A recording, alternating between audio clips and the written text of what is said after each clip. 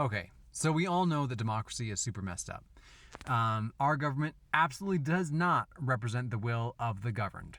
And that's a huge problem. And so it makes sense to try to think about, okay, how do we change that? How do we get our government to actually reflect the considered judgment of we the people? I used to think that ranked choice voting was the answer. And then I kind of went through this transitioning process where I learned about other voting methods and thought about like proportional representation might be the right answer, publicly funding elections, holding elections on Saturdays.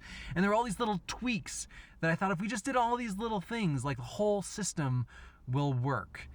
But Australia already does all those things. So they have proportional representation. They use ranked choice voting. They publicly fund elections. They hold all elections on Saturdays.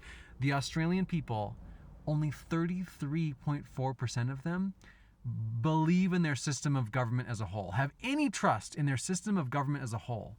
And that's part of the 2025 Australian Constitutional Values Survey from Bond University. And that can't be our goal.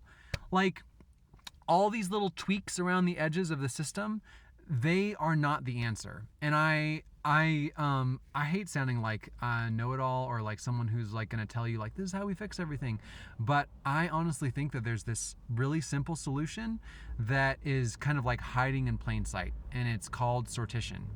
And what that means is using representative random samples to make the decisions. You take short turns making the decisions.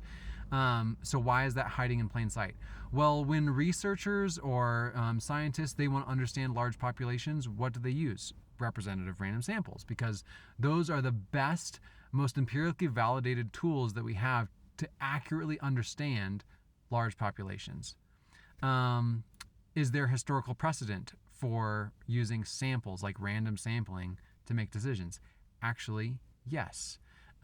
Athens, arguably one of the first democracies, and where the word democracy comes from, they used representative random sampling as a way to make political decisions. It wasn't direct democracy, it wasn't elections. And so, like, thinking about all of this, I think that really elections put us off on the wrong foot. Elections are a tool to elevate elites. Elite and election share a historical root word for a reason. Elections are intended to elevate the best among us to make our decisions on our behalf. We know that's a bad decision. In retrospect, do you think that the wealthiest, richest people, those are the people that we want making the decisions about handling the next financial crisis? Absolutely not. Like, those people don't share any financial interests with me. How can I trust them to make decisions on my behalf as far as what we should do the next time the economy tanks? Like, no way.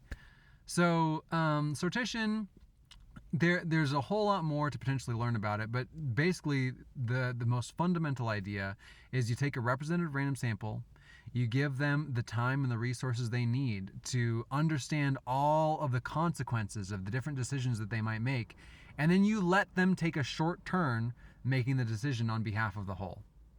And if we really cared about government of the people, by the people, and for the people, that is how we would do it, in my opinion.